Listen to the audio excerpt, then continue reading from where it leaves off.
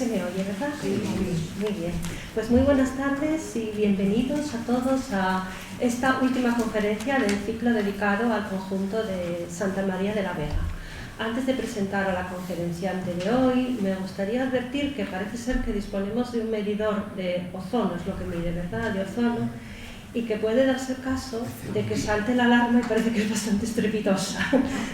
Lo advierto por si se produjera la circunstancia y entonces se abrirían las ventanas. Vaya, no es que tenga mayor importancia, pero para que no se sorprendan ni se asusten si sucede, simplemente. Bien, pues como decía, vamos hoy a proceder a la cuarta y última conferencia dedicada al conjunto de La Vega, que va a ser pronunciada por mi querida compañera de departamento, Mar Díaz González, que es una especialista en investigación sobre arte contemporáneo y particularmente sobre cuestiones relativas a la arquitectura y los productos industriales en general. Ha dedicado estudios sobre los que tiene una amplia producción científica escrita, al patrimonio industrial, el arte contemporáneo y la imagen impresa, especialmente concentrados en la industria litográfica asturiana y también con algunos trabajos sobre cómics, sobre comigrafía. También compatibiliza su trabajo como docente en la Universidad de Oviedo, porque es profesora titular en esta institución, y su actividad de investigación y publicación de trabajos científicos con el comisariado de exposiciones, y ha sido responsable de algunas realmente importantes, como por ejemplo la dedicada al xilógrafo belga Frans Masseguet, la que se consagró al grupo Cobra, o el punto encuentro de artistas españoles y portugueses en Belgrado, que se celebró en 2009. Ha formado parte de proyectos de investigación sobre el tema. A mí me gustaría destacar quizá el más relacionado con la temática de la conferencia de hoy, un proyecto de la Agencia Estatal de Investigación titulado Cambio Sociocultural, Memoria, Patrimonio e Identidades en Contextos de Desindustrialización. Ha sido también investigadora contratada de un proyecto europeo sobre la comigrafía, y entre sus estancias de investigación creo que también puede destacarse la que realizó en la Universidad de Louvain-la-Neuve como profesora invitada hace unos años. Yo creo que, por tanto, es una persona especialmente apropiada para desarrollar el tema que hoy nos ocupa, así que voy a darle ya la palabra para que pronuncie la conferencia titulada Pasado y presente del recinto fabril de La Vega y su entorno, espacios de trabajo y dotaciones sociales, que he preferido leer para no confundirme. Más, cuando quieras. Bueno, en primer lugar, agradecer enormemente la participación en este ciclo. Se lo agradezco especialmente a Raquel, mi compañera de departamento, una investigadora absolutamente puntera y que plantea este ciclo totalmente atinado. Mi charla de hoy se centra, como dice el título, pasado y presente del recinto fabril de La Vega y su entorno, porque la fábrica por sí misma tiene un entorno francamente interesante que desborda lo que fueron sus límites, los límites del propio recinto, ¿no? La primera reflexión que me interesa elaborar sería el tema de las fuentes documentales de la fábrica de armas de La Vega. Yo participé en un inventariado que se hizo entre 1999 y 2000 de los documentos de la fábrica de La Vega, los que se podían manejar allí. Realmente sé que existe documentación e incluso Defensa, el Ministerio de Defensa había enviado unos especialistas en documentación para catalogar parte de esa documentación. Pero esa documentación, que a mí me consta que existe, no está al alcance de los investigadores, no podemos manejarla, no es algo que tengamos a nuestro acceso. Al no tener eso a nuestro acceso, tenemos un problema que es, digamos, casi de solvencia a la hora de plantear un tema de estas características, porque hay aspectos que son fácilmente soslayables, pero hay otros aspectos que no van a poder estudiarse a fondo. Y esos aspectos que no se van a estudiar a fondo serán los que nos competen más a los historiadores del arte e historiadores, porque necesitamos una documentación que nos aporte, que nos sustente lo que es el propio osario de la fábrica de armas de La Vega, porque ahora mismo sería casi un osario, por decirlo así, muy gráficamente, ¿no? Es un problema irresoluble por este momento, porque es una documentación que al parecer está en manos de la Delegación de Defensa, el Ministerio de Defensa, pero que no se pone en circulación. Al no ponerse en circulación, los estudios que hemos elaborado desde varias perspectivas son estudios carentes de fuentes documentales fiables o que puedan avalar hasta el final nuestras hipótesis, y ese es un hecho que me da bastante quebradero de cabeza y me da bastante tristeza, porque no hay forma, digamos, de completar totalmente los estudios. Por otra parte, en el recinto de la fábrica de armas de La Vega existía una colección, y existe, no ha desaparecido, de armas. Son prototipos que los muchachos, los aprendices, hicieron durante sus aprendizajes, sus ciclos de aprendizajes. Al parecer vienen a ser unas 400 piezas, y creo que están en estos momentos también en la Delegación de Defensa, por lo tanto no corren mala suerte, no están visibles, pero están ubicadas, ¿no?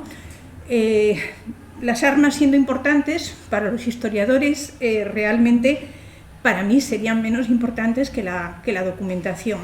Dicho este problema, ¿cómo enfocamos nosotros los estudios acerca de la fábrica de armas de La Vega? Generalmente se hace a partir de análisis espaciales, es decir, a partir de planimetrías, de planos, de comparativas entre lo que es el desarrollo de la fábrica, el desarrollo de la ciudad de Oviedo, casi desde el siglo XII en adelante, ¿no? Todas esas imágenes que permiten, sobre todo a los arquitectos, a este grupo de urbanismo de Oviedo, establecer una relación comparativa entre la ciudad de Oviedo y esa ciudad autónoma, autárquica, que ha sido la fábrica de La Vega, ¿no? A ese respecto cito lo que ha hecho este grupo de urbanismo de Oviedo en octubre de 2015. Hay un documento que me parece francamente importante e interesante, y es un documento que aportan dos ingenieros del propio Ministerio de Defensa, que es Antonio Ribelles Calderón y Miguel García Gómez, que elaboraron la semana del 12 de julio, porque es cuando está firmado ese informe, un inventario físico de las edificaciones que existían en La Vega a fecha de 2018. La fábrica había cesado su producción en 2012, por lo tanto son 6 años después, y levantan un informe muy preciso de todo lo que hay en la fábrica de armas. Muy preciso en muchos aspectos, en mediciones, en superficie, en dedicación de esos espacios fabriles, incluso aluden al estado de conservación, y en ese informe se indican varias cuestiones con respecto a ese estado de conservación 6 años después del cierre. Lo refiere como lamentable, lo refiere como un estado de conservación muy deprimente, muy deteriorado, muy mal, ¿no? Hablan de filtraciones, las techumbres cayendo, espacios que se caen, espacios peligrosos donde ya no se puede entrar ni se puede acceder, y es por lo tanto un informe muy interesante que da cuenta un poco de la visión desde el propio Ministerio de Defensa. Por otra parte, nos aporta otra información francamente interesante que quiero apuntar ya, porque saldrá en mi conferencia más adelante, pero ya la apunto. En ese informe se refiere que toda la fábrica está horadada, es decir, por abajo tiene numerosos subterráneos, numerosas galerías, muchas galerías, y esas galerías afectan incluso, según estos ingenieros, al perímetro, a las calles perimetrales de la propia fábrica, ¿no? Son funcionales, eran para el paso de la calefacción, para el paso de tuberías, etcétera, pero eran funcionales también de producción. Eso quiere decir que lo que está encima, el vuelo, tiene un subsuelo también muy rico, del que no se tenía noticia, o al menos yo no la tenía, hasta que yo leí este informe, ¿no? A partir también de la fototeca del arquitecto Rogelio Ruiz, y esta muchacha, que ya es arquitecta porque era su trabajo final de carrera, Carmen García de Ceca, también elabora otra reconstrucción, llamémoslo así, de la evolución planimétrica de la propia fábrica de armas de Oviedo. Aporta una serie de croquis que pueden resultar bastante interesantes para determinar un poco esa evolución y el motivo que probablemente haya llevado al derribo del monasterio de la Vega. Son hipótesis, vuelvo a repetir, porque la documentación realmente no nos permite para nada disponer de verdaderas certezas. Serán hipótesis las que voy a levantar. Casi todos los que nos acercamos a la fábrica de armas de la Vega como objeto de estudio tenemos publicaciones, pero son publicaciones que derivan fundamentalmente de una persona que es Santos Cañal Álvarez. Santos Cañal Álvarez ha sido la primera persona que a mí me introduce en la fábrica de la Vega, de mano de Covadonga Álvarez Quintana, fuimos las dos a visitarlo y él nos acompañó. Santos Cañal Álvarez era hijo de un militar, vivió en la fábrica y además él mismo tenía una casa, un piso en el complejo, en las Colominas del Brigadier Elorza. Tenía acceso a toda la documentación. Él nos explicó que tenía incluso documentación en su casa. Hay una obra que publicó el RIDEA y esa obra prácticamente es la que seguimos casi todos los que nos acercamos, porque la falta real de documentación nos impide perforar los temas sobre todo que tienen que ver con la parte social, las características de los oficios, los trabajos, las características del personal, los accidentes de trabajo, por ejemplo, el tema de los economatos, todo lo que sería la protección social de la propia fábrica de armas que la había. Entonces, este sería un punto importante. Los dos ingenieros que elaboran el informe también aluden a Santos Cañal y lo referencian como fuente fundamental, porque no hay otra, no hay documentación y por tanto sería la única fuente fundamental. Covadonga Álvarez Quintana se acercó al tema de la fábrica de armas de Oviedo, más la de Trubia, pero también la de Oviedo. Sergio Tomé es otro profesor de mi facultad. Más que dedicar tiempo a la fábrica de armas de Oviedo, sí que aportó una visión muy interesante sobre lo que es el crecimiento de la Tenderina, del barrio de la Tenderina como un barrio satélite de la fábrica de armas. Más recientemente, Sonia Santa Coloma se dedica dedica un trabajo fundamentalmente al diseño en la fábrica de armas de Oviedo, y luego están los arquitectos que acabo de mencionar en estos trabajos, en estas comparaciones, unas comparaciones a partir de planimetrías, de fotografías, María Rosa Alba Pérez, Ana Piquero, Marcos de Balbín y Carmen García, serían todo arquitectos que utilizan en la fotografía y todo el tema de fototeca para poder hacer esas comparativas y trazar las evoluciones. Los historiadores tenemos poco que decir, nada más que reseñar muchas veces lo que ya se sabe, porque la fábrica de armas de Oviedo es un recinto cerrado hasta hace poco, donde se, celebran puertas abiertas y se permite a la gente, a las personas en general, de Oviedo y de otros sitios interesados en verla, acceder al recinto. pero ha sido un recinto totalmente cerrado, por lo tanto muy difícil de penetrar en él, muy difícil de ver y muy difícil de estudiar. Ha sido bastante complejo. Se pueden estudiar temas adyacentes a la fábrica de armas con bastante seguridad, pero la misma fábrica no.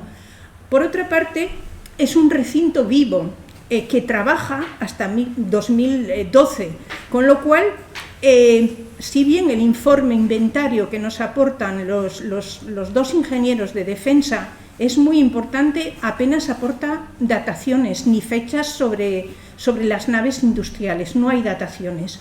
Y eso a mí me llamó muchísimo la atención, porque sin dataciones tampoco sabemos exactamente cuándo se empezaron a iniciar esas naves. Se pueden suponer que a finales del siglo XIX, último cuarto del siglo XIX, el general Elorza, por ejemplo, el brigadier Elorza, que se había formado en Lieja, importa también o trae hacia aquí una estética bastante cercana a Lieja, con naves industriales que yo conozco bastante bien, esos frontones en escalera o frontones mixtilíneos, pero de tendencia hanseática, son bastante interesantes, podríamos decir, de esa estética, ¿no?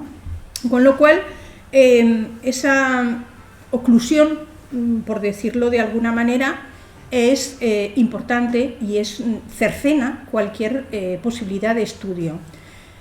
Digamos que la fábrica va a cambiar a partir de la producción, en concreto, del llamado fusil rayado cargado por boca.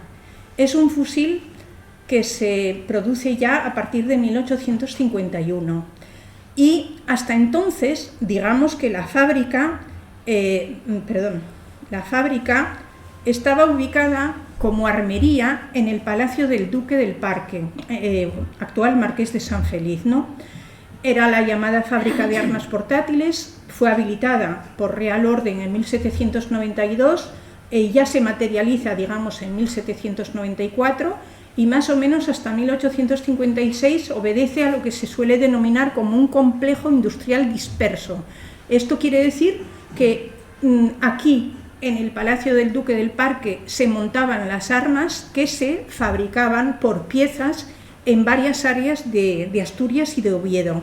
Es decir, en las riberas de Grao estaban los cañonetistas, los bayonetistas. Cada uno de estos gremios traía sus aportaciones y esas aportaciones, digamos que se elaboraban en la fábrica de armas portátiles de Oviedo.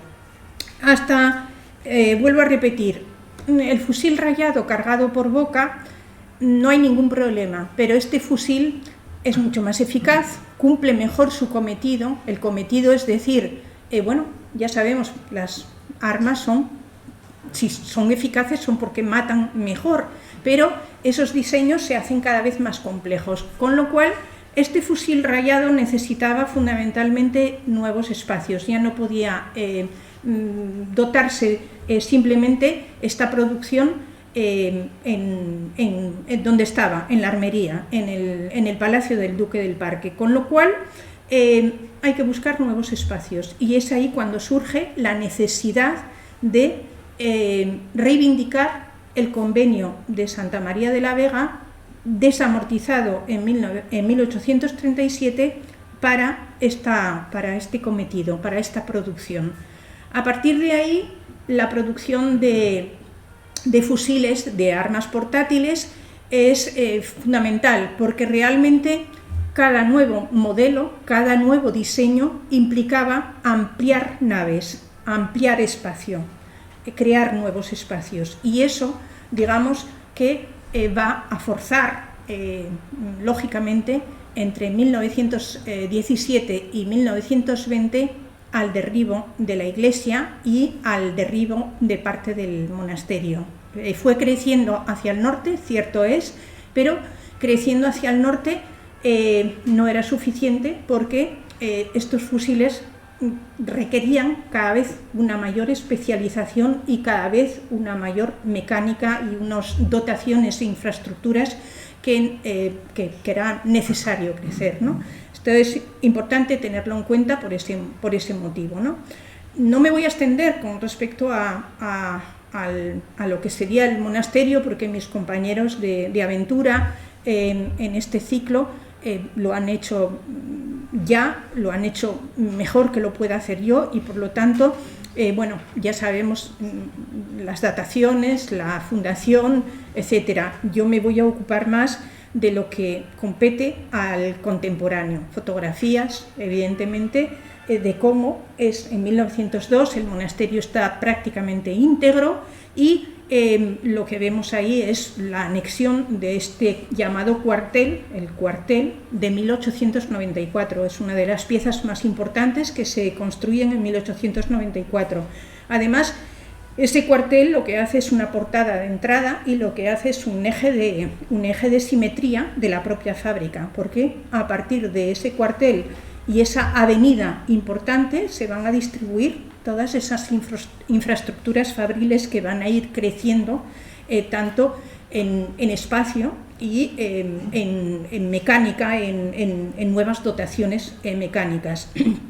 Todos sabemos la suerte que ha corrido el monasterio, y del que nos queda apenas nada más que estas arquivoltas, una reconstrucción de Menéndez Pidal de 1926, y parte del claustro bajo, porque el claustro alto también se derribó, incluso una de las crujías también se derribó por necesidades de infraestructura, la techumbre, por supuesto, todo.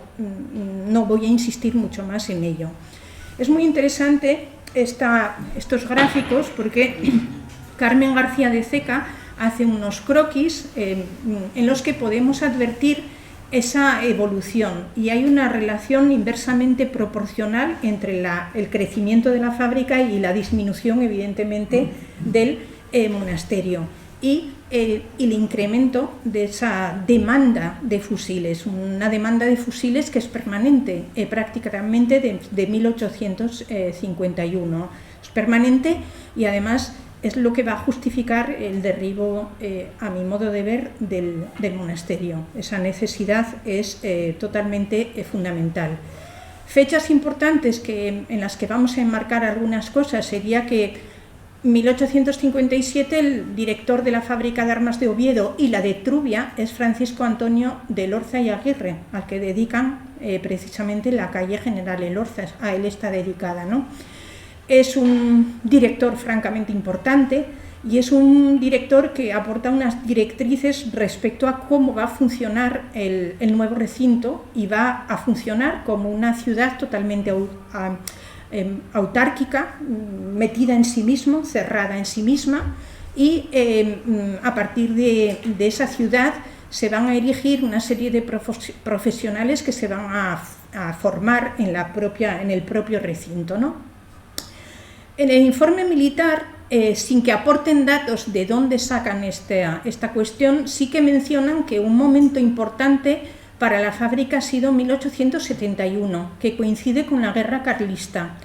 En este momento tienen 1 millar de trabajadores. Es un dato que ellos aportan, pero no se afianza en qué documentación pueden reseñar este dato. Varios datos más, digamos que aparecen de la misma manera. En 1914-1918, para nosotros la Primera Guerra Mundial es una etapa expansiva, ya lo sabemos. Se demanda carbón porque todos los bandos combatientes en Europa están parados, y por lo tanto ha sido una etapa boyante para Asturias. Primera Guerra Mundial, 1.500 trabajadores estarían en plantilla, y eso coincide con la necesidad, desde el punto de vista militar, de nuevas anexiones, de derribos, de derribes y de parte del monasterio, y posteriormente de la propia iglesia, ¿no? Es muy importante, y probablemente para nosotros y para el recinto, el periodo de 1920 a 1927, que coincide con la guerra del Rif, la Segunda Guerra de Marruecos. Hay una demanda enorme de armas portátiles, Por lo tanto, esto es un periodo francamente importante, y si nos atenemos a los croquis que aporta Carmen, vemos cómo esa expansión de la fábrica es cada vez más importante. Van anexionando terreno y es francamente importante. Entre medias, bueno, ocurre en 1934, no ha sido boyante para la fábrica, y entre medias también ocurre la Guerra Civil. No son periodos muy bollantes para la fábrica, pero ella se mantiene. En 1960 es absorbida por el Instituto Nacional de Industria y entra a formar parte como empresa nacional Santa Bárbara de Industrias Militares. Nuevas crisis en la década de los años 80 serían de producción, entonces digamos que se incorpora pues a la producción de componentes aeronáuticos para los Rolls-Royce y McDonnell Douglas, por ejemplo.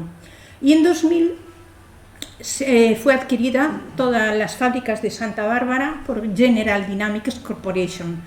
Ese periodo yo lo conocí porque estábamos en pleno proceso de inventariado de la documentación, y ese inventariado tardamos un año en hacerlo. Por lo tanto, vimos ese traspaso y cómo General Dynamics pues incorporó unos protocolos de seguridad absolutamente, bueno, mayúsculos, y ya el recinto estaba muy cerrado, era muy cerrado. Desde el momento en que entra General Dynamics, aquello era una verdadera fortaleza, por decirlo de alguna manera, hasta 2012, con el cierre en octubre y el traslado de esa producción de los trabajadores a Trubia. Esto viene a ser un pequeño resumen de los hitos más importantes de la fábrica y que nos permiten, digamos, levantar hipótesis respecto a ese derribo del monasterio, que para mi compañero Lorenzo Arias y para Andrés y para Raquel seguramente resulta totalmente incomprensible y difícil de asumir, pero yo trato de explicarlo. Desde el inicio de la fundación de la fábrica de armas de Oviedo en ese recinto, desde 1856 a 2012, los terrenos fueron creciendo a medida que se fue necesitando mucha más maquinaria y que se fueron implantando unas producciones cada vez más exigentes, mejor dotadas y con mayor diseño. Así que llegó a tener 125.630 metros cuadrados de superficie. Los ingenieros que hicieron el inventario determinan la superficie actual en 118.730,85 metros cuadrados. Es lo que dice el informe de defensa. Dado que han estado aquí un tiempo haciendo mediciones, pienso que será una cifra suficientemente verídica, ¿no? El acceso al recinto, como dije, se hace a través del cuartel. Es un recinto fundamentalmente de dirección y de oficinas, también de biblioteca. Aquí estaba también pues esa colección de armas, de réplicas de armamento, que luego fue desalojada, y a partir de esa portería ya digo que se determina un eje de simetría de la propia fábrica, que está concebida con un planteamiento totalmente ortogonal, es decir, con calles que se cortan en ángulo recto, amplias y además con mucho arbolado, con muchos árboles, mucha jardinería, y mi recuerdo de ella en el 2000 era pues un recinto limpio, muy bien llevado, muy bonito, muy precioso realmente, muy agradable de pasear, ¿no? Aquí hay una imagen de lo que fue antes, por ejemplo, estas naves en ese estado anterior en uso, y vemos con setos, con arbolado. Las naves, ya digo, han sufrido mucho, son todas naves que fueron incorporando nuevos medios de fabricación, nuevas maquinarias, nuevas infraestructuras de producción que implicaron a veces quitar techumbres, ampliar, buscar espacios, unir unas con otras, con lo cual son materiales, digamos, que bastante fatigados, que no ofrecen una resistencia muy grande, ni para mucho tiempo ni para muchos años, por supuesto. La otra fotografía es una fotografía que yo tomé durante la Semana Profesional del Arte y, claro, a mí me cayó el alma a los pies. Realmente me apetecía llorar. El estado de la fábrica, totalmente deteriorado, en ruina, sin ningún tipo de pudor, se enseña este recinto en ese sentido. Nuevamente esa comparativa, esta sería cuando estaban General Dynamics, porque además tapiaban prácticamente todas las porterías. Antes no se hacía, pero con ellos sí se hizo, con esas puertas amarillas que bajaban hasta abajo, ya digo, con un incremento de la seguridad a extremos increíbles. Es verdad que estaban fabricando armas y por lo tanto hay bastante secretismo en todos esos procesos, ¿no? por decirlo de alguna manera. Este sería pues un estado, en el estado anterior, en 2000, y aquí tendríamos el estado actual, pues prácticamente en derribo también, muy lamentables, ¿no? El informe de defensa también alude, por supuesto, al estado selvático, ¿no? Porque toda la vegetación está inundando las naves hasta extremos terribles, y eso, aparte de las cubiertas que están permeabilizando agua y que están en estados muy lamentables, pues toda esta vegetación exterior también contribuye pues, a deteriorar enormemente esos espacios fabriles. Son unos espacios fabriles absolutamente bellos, maravillosos, porque con grandísimos ventanales, con un cuidado muy extremo de la luz, procurar luz día para un trabajo mucho más descansado, mucho más óptimo, mucho más optimista también por parte de los trabajadores, y son unos recintos que son verdaderas cajas de luz, unas preciosidades enormes, pero en un estado, ya digo, de deterioro totalmente lamentable. Naves bellísimas por las que trepa ya la vegetación, totalmente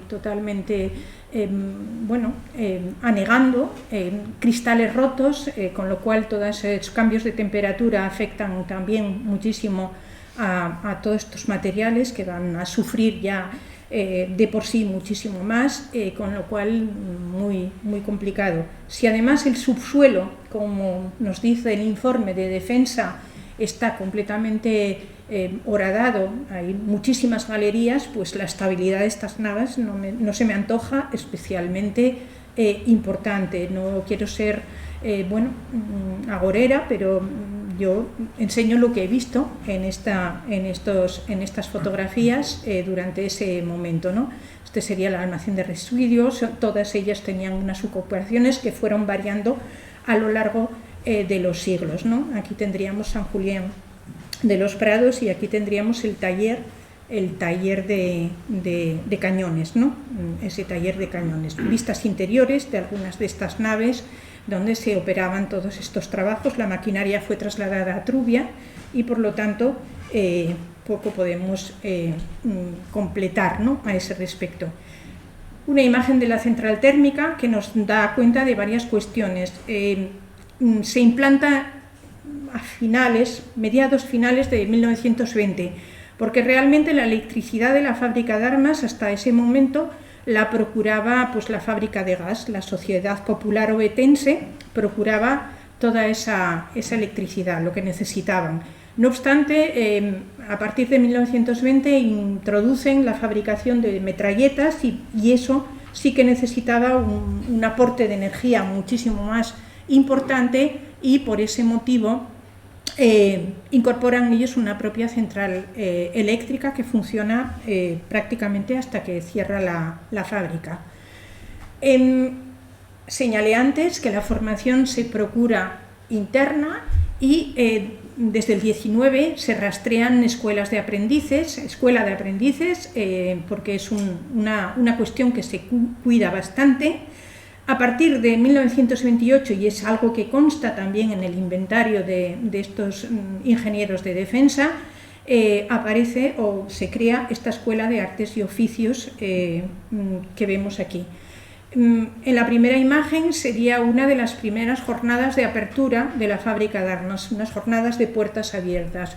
En la segunda imagen, que la hice yo en julio del 21, ya vemos los cristales rotos y el estado que voy a enseñar ahora. El exterior aparece más o menos íntegro, pero el interior demuestra ya hasta qué punto están mal.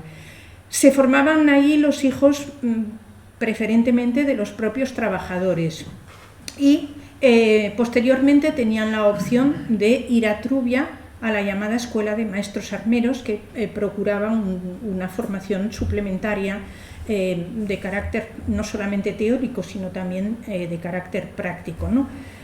Y esto es importante porque es una renovación de la plantilla que se hace, digamos, desde las mismas bases de los trabajadores para que sus hijos puedan, en algún sentido, reintegrarse. Con lo cual, la Escuela de Artes y Oficios tiene un cometido interesante que es procurar a los muchachos no solamente formación, sino un esquema de funcionamiento y de trabajo y un rígido esquema de trabajo, porque la fábrica de armas está regida de manera castrense, son militares y por lo tanto es algo fundamental. La actualidad es esto en la Escuela de Artes y Oficios: la vegetación trepando por las paredes, los muros descascarillados, las filtraciones de agua son evidentes, poco tiempo se podrá mostrar al público por el peligro que esto va a suponer, sin duda, ¿no? Aquí vemos una de las aulas. Yo cuando entré, porque el inventariado de la documentación la hicimos mi compañera Natalia Tielbe y yo en este aula en concreto, pues estaban todos los tornos de los muchachos tal y como estaban el último día de clase cuando ya desapareció esta fábrica esta Escuela de Artes y Oficios, ¿no? Muchas consignas en las paredes, unos carteles además con muchas consignas también, que son interesantes porque son propias de un recinto castrense y donde la disciplina era fundamental también. Los aprendices de la Vega, hay fotografías, no muchas por supuesto, pero algunas se pueden encontrar, y también en el informe de defensa se vuelve a insistir en un dato que tampoco avalan o que tampoco se contrasta con una verdadera documentación, pero yo no tengo por qué dudar del informe. Me parece un informe indudablemente muy valioso en cuestiones de datos, ¿no? Ellos hablan de unos 200 alumnos por curso, son muchos alumnos, eso sin duda, pero bueno, esta fotografía nos avala que era numeroso el batallón de aprendices de la escuela de aprendices, así que es muy posible que así fuera, ¿no? No se acaba el recinto en el propio recinto, aunque es un recinto ocluido. Hay una promoción social que yo quiero denominar paternalismo institucional más bien, ¿no?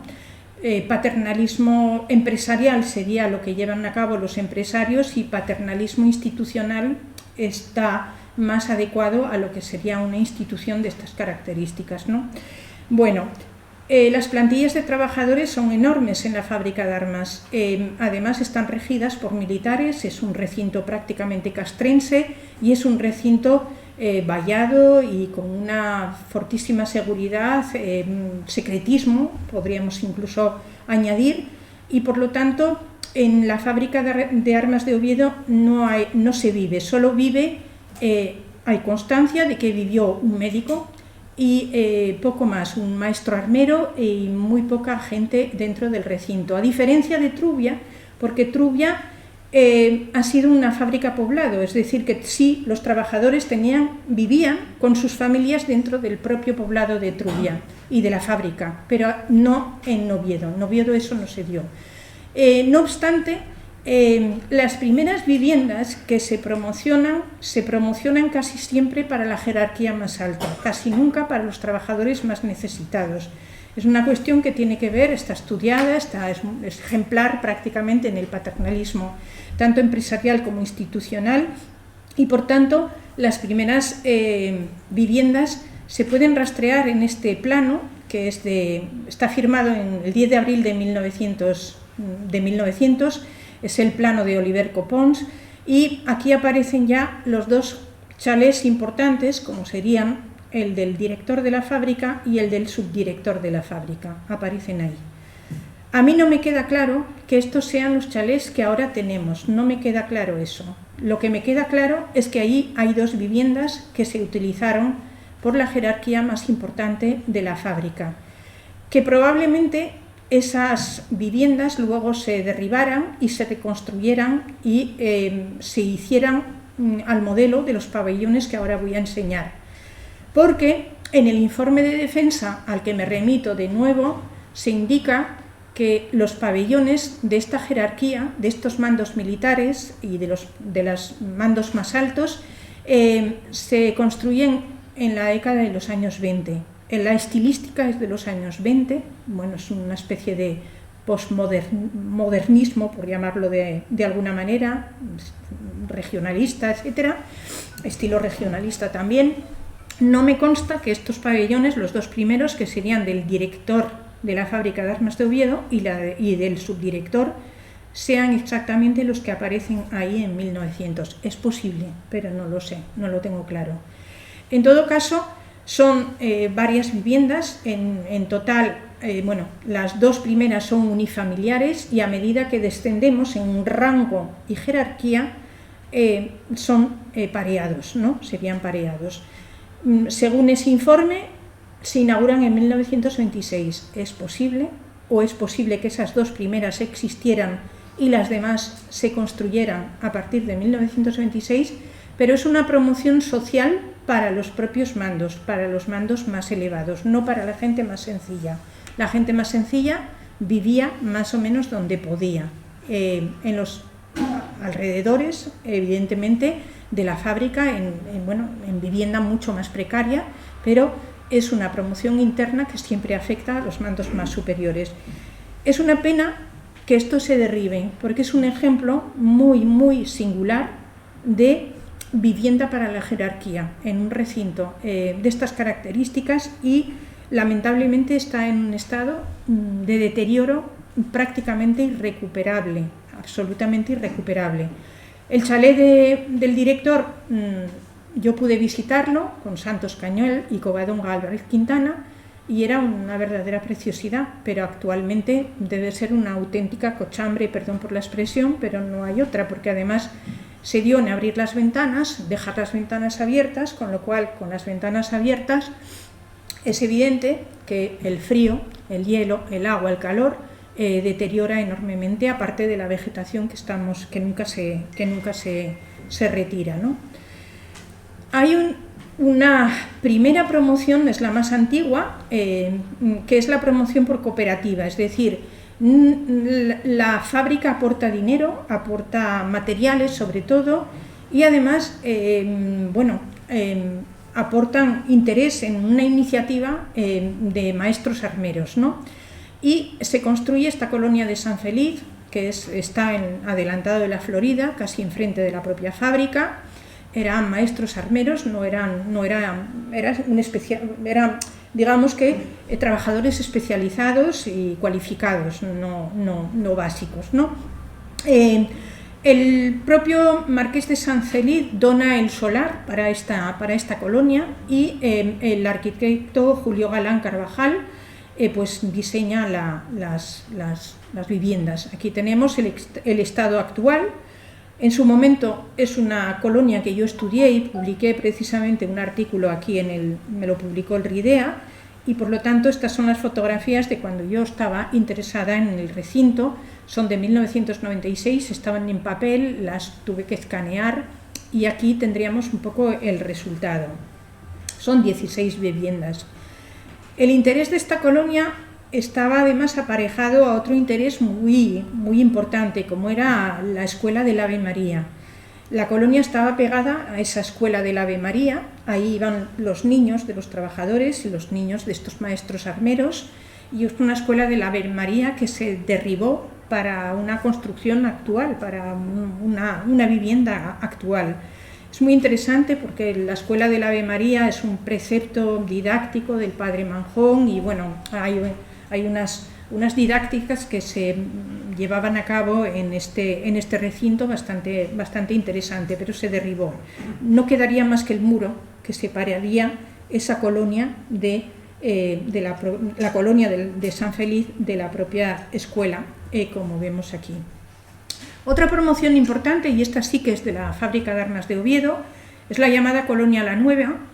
Es de 1926, estaba justo donde el Milán, justo donde nuestra actual facultad, y eran 30 viviendas unifamiliares que quedaron también derribadas, ahora ya no existe, y es una fotografía del mismo momento en que yo establecía aquel estudio. Promoción interna también de la Fábrica de Armas ha sido el grupo del brigadier Elorza. Está en Teatinos, es de 1926 a 1928, son unas colominas y son 42 viviendas. Pero el personal era enorme, son 1.500 trabajadores y estos alojamientos son mínimos, es decir, no se puede cubrir o no se cubre el alojamiento, desde luego, de toda la plantilla, sino de una plantilla selecta o seleccionada, ¿no? Al respecto, para merecer estas casas, como veis aquí, ¿no? Entonces, es importante tenerlo en cuenta. En 1940 hay una enorme necesidad de vivienda en Oviedo, y esa enorme necesidad de vivienda afecta pues a la calle La Tenderina, a todo el barrio de La Tenderina, que empiezan una serie de promociones, y en concreto promociones que están vinculadísimas a la Fábrica de Armas de Oviedo, como estos edificios. Yo vivo en La Tenderina, por lo tanto es un barrio que conozco bien, y aquí cuando había mandos militares importantes se hacía guardia delante de las puertas, había 2 soldados haciendo guardias mañana, tarde y noche, siempre delante de esas puertas, con lo cual esa vinculación con la Fábrica de Armas es sin duda importante. Aquí tenemos otra de las imágenes. Actualmente, evidentemente, ya no pertenecen a ella, pero es interesante tenerlo en cuenta. Hace poquito, haciendo un estudio sobre vivienda social, me encontré con un barrio oculto que está en la calle del Rayo, y fue una casualidad porque realmente estaba totalmente rodeado de una serie de edificios que tapaban este barrio oculto. El modelo, la tipología que tenemos en la imagen sería la llamada barraca. Son casas muy pequeñas, de una habitación o 2, como mucho, con techumbre a 2 aguas o a 1 agua, y generalmente eran de promoción privada y eran para trabajadores muy básicos, ¿no? Y entonces esta es la cuestión, porque el análisis a partir del Archivo Municipal de Oviedo me dio los datos, que era una promoción privada de un señor que hizo varias de estas viviendas, que estaban destinadas pues a un personal muy subalterno de la propia Fábrica de Armas, porque prácticamente todo el barrio de La Tenderina tenía una relación fortísima con la propia Fábrica de Armas, ¿no? Con lo cual, bueno, ha sido un descubrimiento interesante. ¿Cuál es el equivalente al barrio oculto? En Gijón lo llamaban ciudadelas. Esto sería una especie de ciudadela, pero mucho más moderna, porque es de los años 40, muy precaria, como cabe ver, y desde luego destinada a ese personal más básico, ¿no? Imágenes como esta. En concreto, en esta casa yo veía una señora que vivía en ella, esta pequeñita que veis aquí, que está tapiada, pues hasta los años 80 y tantos, esa señora ahí vivía, yo la veía perfectamente, salía a la puerta, etc. Promoción de la propia Fábrica de Armas, ya es una promoción mucho más importante, de 160 viviendas, y sería ya el Grupo Santa Bárbara, y estaría también en Teatinos, y es de 1955. En los años 50 había una fortísima necesidad de vivienda, y para los trabajadores de la propia fábrica se crea esta gran colonia que es muy accesible, muy cerca de nuestra facultad también, ¿no? Hay promociones, desde luego, del Ayuntamiento de Oviedo, como es el Ventanielles, hay el CEAM Bermúdez, estatales, otras promociones, pero estas son más propias de la Fábrica de Armas de Oviedo, y son, la imagen más preponderante de lo que ha sido pues la fábrica y sus expansiones a través de la vida de sus propios trabajadores, esa fuerza de trabajo que deja este tipo de señales. Y poco más puedo aportar de momento, pero sí que estoy atenta a las preguntas que se me puedan hacer y agradecer muchísimo pues la asistencia y la atención.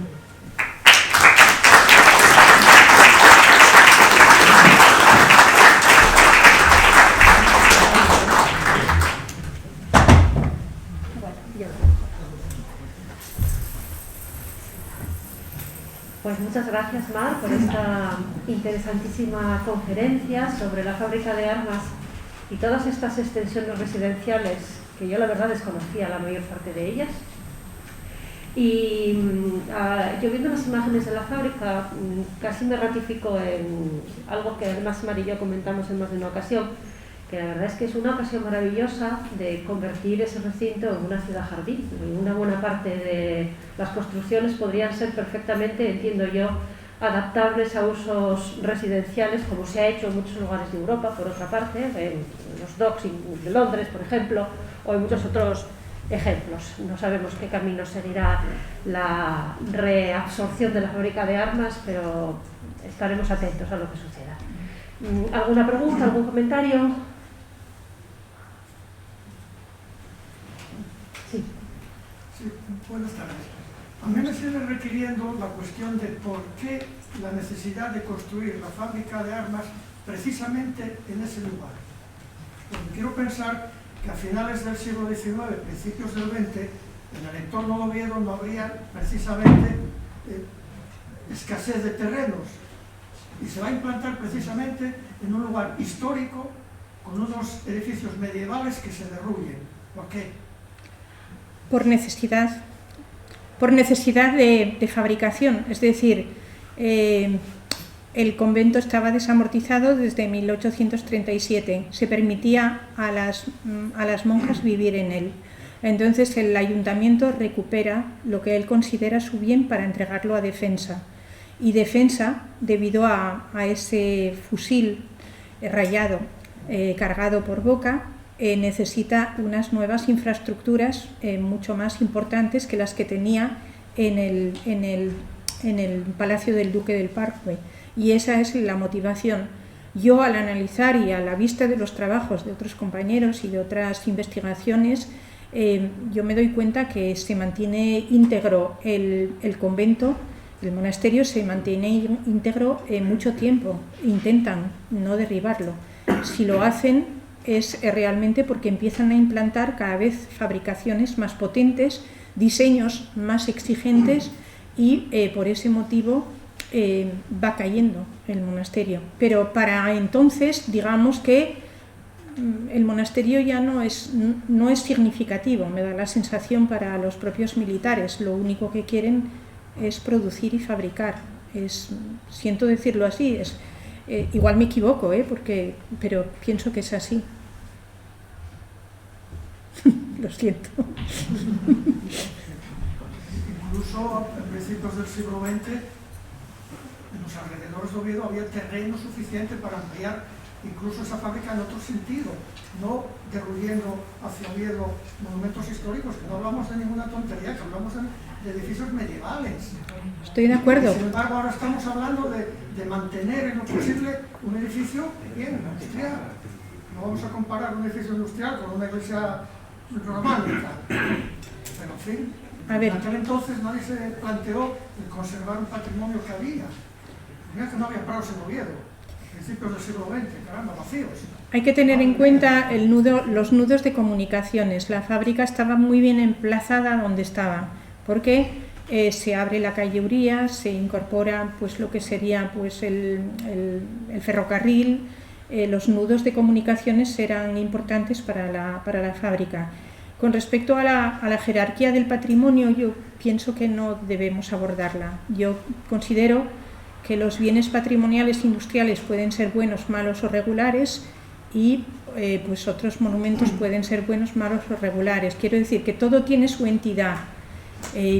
consideremos la fábrica de armas de Oviedo como un potente pilar de la industrialización ovetense y asturiana, y que perderla sería perder una señal importante, aparte de que ese recinto tiene en sus entrañas un montón de secretos que probablemente se puedan desentrañar. No lo tengo claro, porque si es verdad que está completamente horadada, el ejercicio de excavación ya debió de hacerse y seguramente no se hizo con una metodología totalmente adecuada, digo yo, no sé. Yo diría que con ninguna metodología, probablemente. Entonces, no sé qué decir, no lo sé. Pero que guarda secretos está claro. Y el secretismo también me llama mucho la atención, porque algunos de esos armamentos que usted expuso ahí, por desgracia, los suelen utilizar obligatoriamente en el servicio militar, y le puedo decir que no tenía ninguna sofisticación especial que guardar, porque lo tenía cualquier ejército del mundo y mejores que los nuestros. No pero había que... un armamento sofisticado que tuviera grandes investigaciones detrás. Pero eran diseños que había que hacer, producir, y eso significaba pues un incremento de los espacios fabriles y un incremento de la plantilla, porque realmente tantos conflictos multiplicaban la demanda de fusiles, y la fábrica de armas tiene su sentido si producía fusiles, porque si no, no tenía sentido. Entonces ese es un poco el pilar.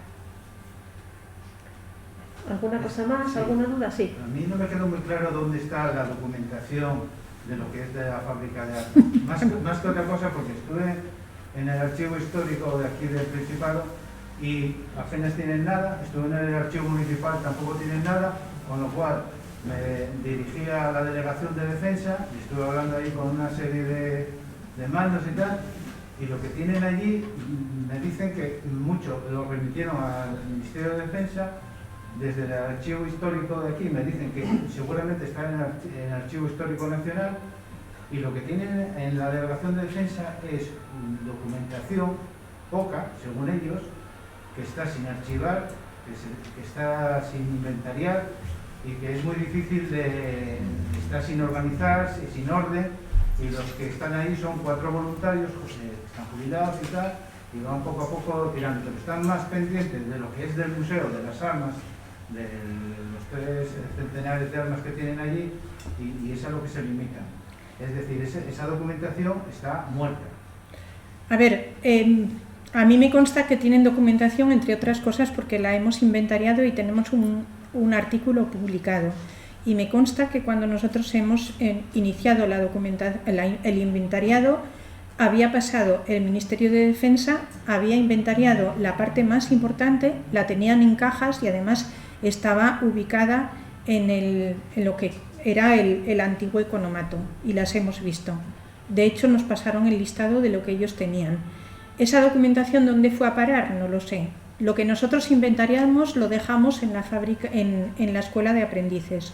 Quedó en la tarima, una tarima muy amplia, y encima de la enorme mesa que había allí, muchísima documentación, y además puedes, si te haces con el artículo, verás la referencia de esos documentos, porque había desde nóminas, libros de inventarios además desde el siglo XIX, había copiadores de carta, había cuestiones encargos para el economato, había muchísima documentación muy interesante.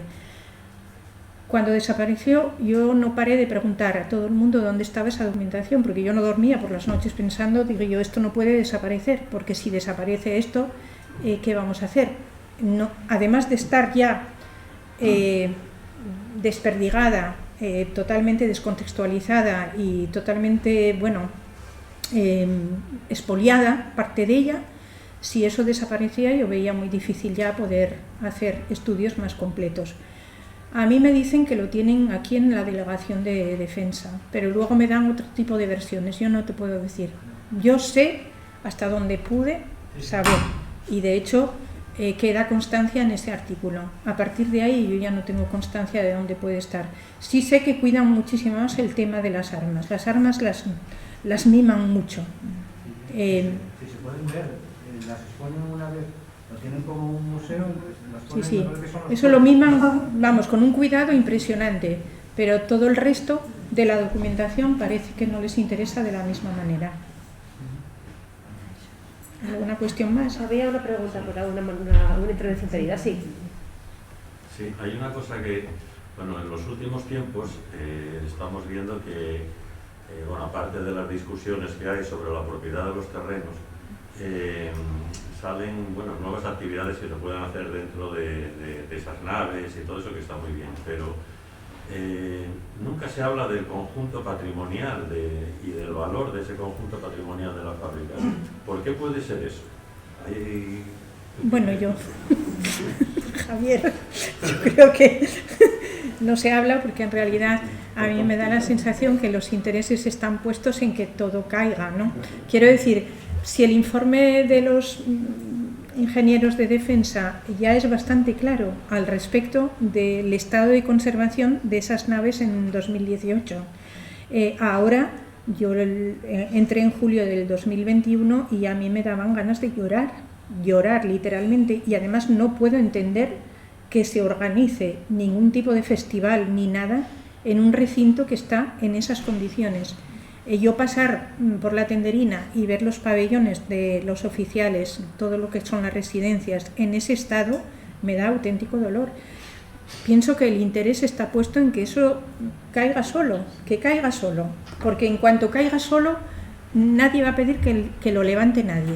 ¿Cómo es posible que nadie vea o sea, es un lujo, yo creo, tener en una ciudad como Oviedo y en el centro de la ciudad un conjunto patrimonial, de patrimonio industrial tan importante, aparte del histórico y otras cosas, ¿no? O sea, y que nadie mire para ello, o sea, desde ese punto de vista, que además es susceptible de hacer otras actividades industriales, todo eso que se está hablando ahora, ¿no?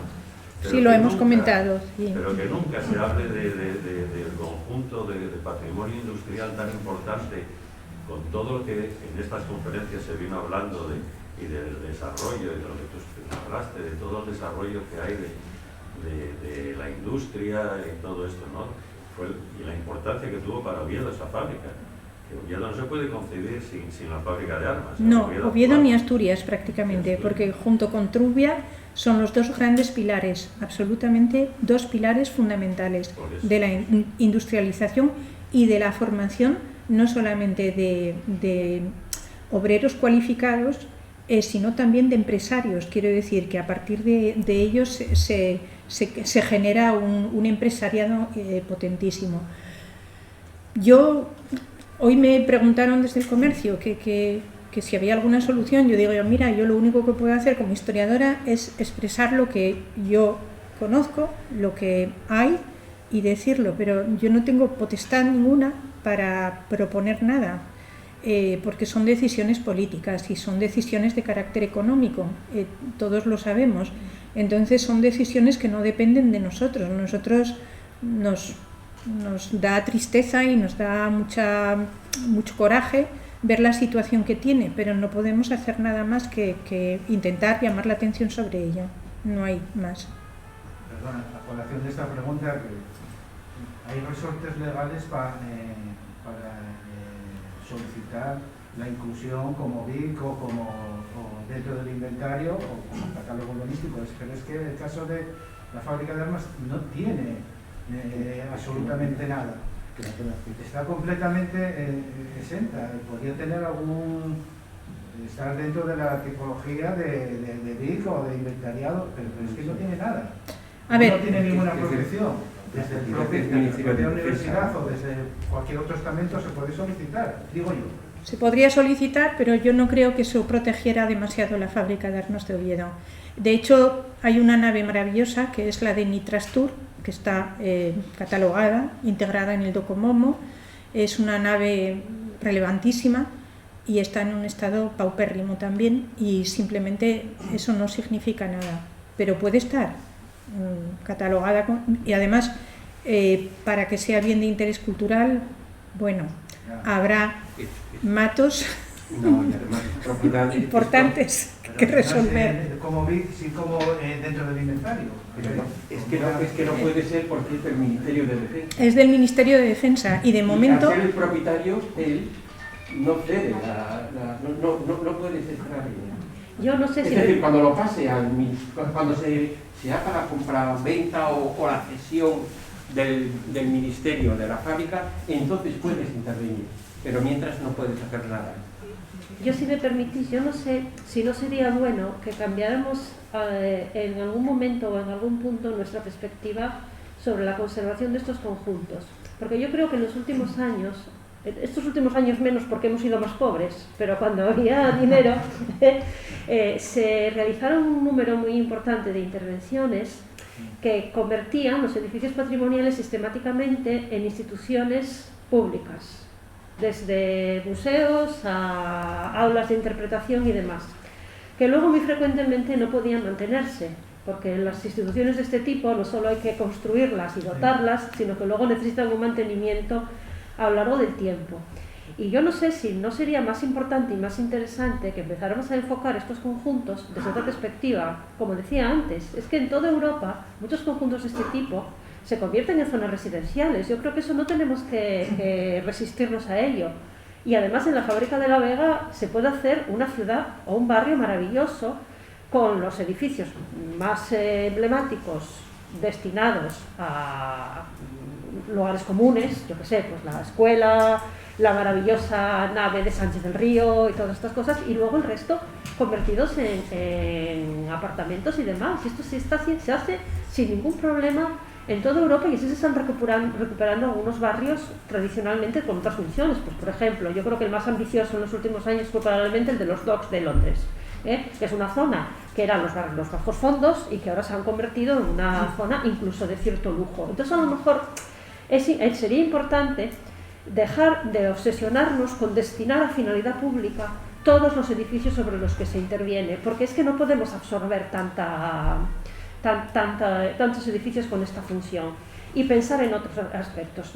Si alguien ha vivido fuera de España se dará cuenta de que en Inglaterra, en Francia y en muchos lugares, uno de estos chalés de los ingenieros se habría convertido en una casa con un apartamento por planta y un jardín abajo, o comunitario, o como dicen los ingleses, el flat garden, es decir, el jardín correspondiente al piso de abajo, que claro, es más caro porque tiene jardín. Y esto se hace sin ningún tipo de problema en muchos países europeos. Yo no sé por qué aquí tenemos esta resistencia a plantear unas nuevas funciones para conjuntos de esta naturaleza, sin perjuicio, por supuesto, de que algunos edificios emblemáticos o importantes se dediquen a actividades públicas o comunitarias, pues a escuela, o a sala de conferencias, o a centro cultural de la zona, o biblioteca, o a lo que fuere necesario. Quizá eso sería una vía algo más productiva, me parece a mí. Sí. Pues para eso está, porque eso estamos hablando de que aquello es todo basura, aquellas naves están deterioradas. ¿Para qué vale aquello? Industrializar, no. Ahora las industrias van para afuera, para los polígonos industriales, ¿verdad? Allí está en el centro de la ciudad hoy, aquello está vacía. ¿Qué van a hacer con ello? Pues un pueblo, como dice usted, un barrio guay, porque no se puede hacer otra cosa. Claro, eso creo yo. Es todo basura, es una vergüenza. La ciudad de Oviedo, hay gente que dice, la ciudad de Oviedo es muy guapa. Hay que ver lo que tiene la ciudad de Oviedo. Basura como esa, la fábrica de gas, y etcétera, etcétera, etcétera, y los rusos que apuran. Sobre todo el barrio de la Tenderina, que está hecho de miedo. Lo que hay que es meterle mano, porque el ayuntamiento ahora puede traer el periódico que tiene un proyecto de tal, que quiere comprar aquello, hacerse con el terreno. Claro, y para eso es para hacerlo emplear la ciudad, si no, ¿qué se va a hacer? Porque ya tenemos un chico. Eso es lo que nos gustaría saber, ¿qué se va a hacer? Sí. Claro. Y si preguntar, a nivel asistencial, en temas de servicios, porque mencionó usted que había un médico que vivía en una de las residencias. ¿Había algún edificio destinado a la asistencia? Sí, había una pequeña enfermería, un médico que atendía, y luego, bueno, una serie de una asociación de socorros mutuos que hacía también un economato, incluso hay constancia, y al menos lo dijo así Santos Cañal, que una parte de la fachada que vertía a Adelantado de la Florida tenía una farmacia que permitía a la gente de Oviedo adquirir medicación allí también. Sí. Pero vuelvo a repetir, sin documentación sabemos a través de Santos Cañal, pero esa documentación no disponemos de ella. Pues nada, yo felicitarte y felicitaros por el ciclo, que ha sido muy interesante. Y estaba pensando en el arbolado, que siempre me llamó la atención en ese arbolado, incluso en el cierre. Y bueno, desde luego todo tiene interés ahí y hay que ver antes de intervenir lo que hay, ¿no? Pero que sí que sería interesante que se propiciara un estudio de la vegetación, pues yo qué sé decir, o sea, un paisajista tipo Valdeón, gente así que hay que ha estudiado los jardines de Asturias, porque es un jardín súper singular. O sea, un arbolado y una vegetación singular, y que bueno, que antes de que pase ahí lo que sea, estaría muy bien que se hiciera ese estudio. Hombre, yo pienso que la fábrica de armas merece un estudio profundo, un poco mucho o bastante más profundo que el inventario que aportaron los militares, evaluar, porque hay naves ahí de grandísimo interés. Y siendo consciente de que todo no se puede mantener, porque soy consciente, aunque me guste el patrimonio industrial y yo sea defensora acérrima de él, pero sí se debe de hacer un estudio en profundidad. El problema es el tema de la propiedad, y luego el problema también es el problema de la documentación. O sea, todos son problemas.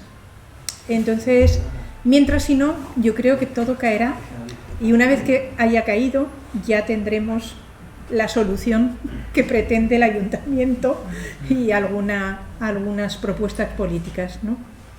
Lorenzo había pedido la palabra. Sí, yo quería comentar a raíz de tu parte, también muy interesante, lógicamente, del profesorado, de la cuestión. Bueno, hablaste, tuviste un apartado interesante, y es que el profesorado que tenía cuando se creó la Escuela de Aprendices, ese profesorado era lógicamente de tecnología del taller y de dibujo, que todavía se conservan las mesas de dibujo y tal. Ese profesorado estaba repartiéndose también, que trabajaba allí, estaba también en las escuelas de maestría industrial, que había una escuela de maestría industrial en Oviedo, y también había otra escuela en Gijón. Lo que pasa es que en Gijón no sé cuándo se abrió. Lo digo porque yo y mi hermano estuvimos estudiando en la escuela de maestría, y había profesores de dibujo extraordinarios, evidentemente, porque era la crème de la crème, lógicamente, y allí estuvimos haciendo dibujos, y en el taller armas también, que el hombre claro, este profesor era muy bueno además, ¿no? Y estaba junto con otros dos o tres, y estuvimos haciendo pues trabucos naranjeros, o sea, pero literalmente podrían funcionar, evidentemente, si se sometieran a un trabajo después de tal. Bueno, la cuestión es que el campo de difusión que tenía la Escuela de Aprendices recogía el vivero de ese profesorado. Y ese profesorado además alternaba con Trubia también. Alternaba con Trubia, sí, alternaba con la Escuela de Maestría, y de allí, y desde luego eran gente absolutamente impresionante. Había también otros profesores de dibujo de instituto, ¿no? Pero la selección extraordinaria era esa, ¿no? La que trabajaba allí. Evidentemente no van a introducir a ningún profesor que, en fin, eran todos cualificados, ¿no? Ese grado de expansión es muy, muy interesante, y habría que estudiarlo, evidentemente, también. Parece que nos acucia ya el tiempo, porque la casa quiere cerrar. Yo me gustaría, antes de despedirme, dar las gracias a todos los asistentes, por supuesto, por su fidelidad y el interés con el que ha seguido este ciclo de conferencias. Aprovecho para agradecer al Real Instituto de Estudios Asturianos el soporte que nos brinda y también a mis compañeros de ciclo, que además están todos aquí reunidos hoy, Andrés Martínez, Vega, Lorenzo Arias y Mar Díaz. Y gracias muy particularmente a todos ustedes, porque sin el público estos actos no tienen sentido y no pueden realizarlo. Así que clausuramos ya este ciclo y esperamos contar con ustedes en los próximos. Muchísimas gracias. Gracias.